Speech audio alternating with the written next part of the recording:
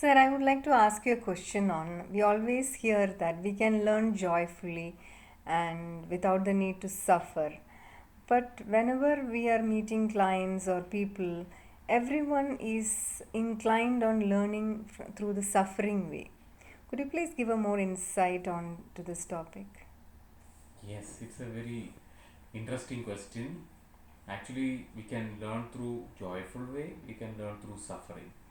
One of the easiest way to learn our soul lessons or to evolving our soul is a joyful way is through meditation. Meditation and the spiritual science. But interestingly, I heard a lot of people they do meditation after sometimes they stop doing meditation or even they continuing meditation in some point still they have an inclination to go to the old pattern of learning through suffering. So I also wonder why this is the what is the purpose of it. One of the purpose understood through this journey is there is a saying called pain is inevitable and suffering is a choice. So normally what we are doing is we keep on avoiding the pain. Joyful way of learning means still there is a pain. For example, even to sit in a meditation, there are some pain, like there is some restlessness can happen in our body, slight pains that is coming in our body. We want to avoid it. At the same moment, there are a lot of moments we travel through this life contains a lot of pain, especially whatever we call it as traumatic events. There are a lot of pain. Include interestingly when we talk or when we are ready to encounter in a session, the moment the pain comes, normally I saw is there is some justification come or immediately we jump into some positive space rather than not addressing that pain. But when we noticed that the moment we address our pain, we start experience some beautiful sensation in our heart space. The moment that pain energy touch our heart space, we experience that sensation. That sensation has the ability to connect to the subtle energy field. This is what we always notice in the constellation field also.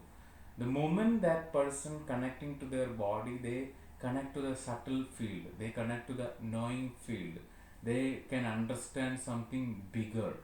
So for that actually that's the reason actually all masters are telling that pain is inevitable.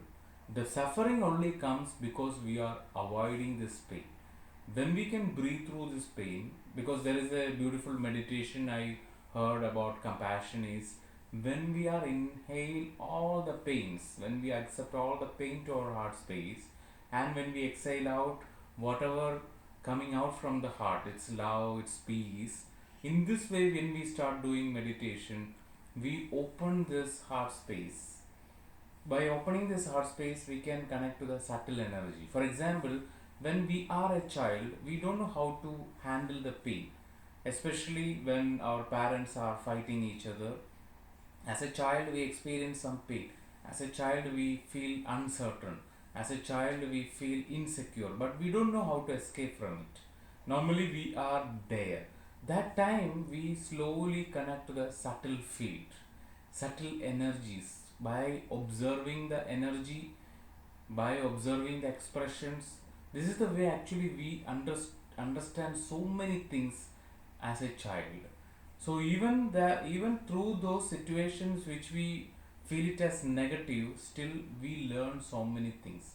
That's why it is so important to explore all the traumatic events happened and completely accepting and understanding the pain, address the pain, then we need to connect to the lessons which will come out of this pain. So, friends, when we are ready to acknowledge, when we are ready to address our pain, then we can move on to a joyful way of living. Otherwise, always the path is suffering. So, avoiding the pain, best way is embracing the pain. By embracing means by connecting to our heart space, feel the pain, experiencing the pain, then we can experience something beautiful. That is our subtle nature. When you say this, I actually connect to my incident in my own life. Like, whenever my parents left, or my husband leaves somewhere, or my children are going far away for something, whenever I experience pain, I never used to express it. I never used to, allow it to feel it. After they go, only, I kind of sit and cry, or I get angry or anything. So, that was not the right way, right?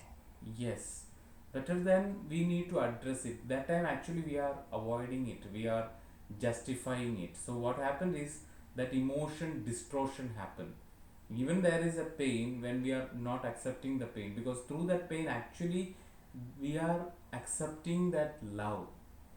By numbing the pain actually we disconnect. In recently also one of the session I see a mother going away from the child, mother really shutting the heart, not to experiencing the pain. But what happened is the child is not feeling the love of the mother, so their relationship becomes more distorted in nature.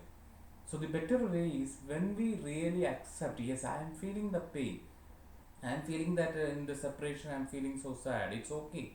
The moment you accept it, actually the love emerging from that pain. Okay, thank you. Thank you, sir.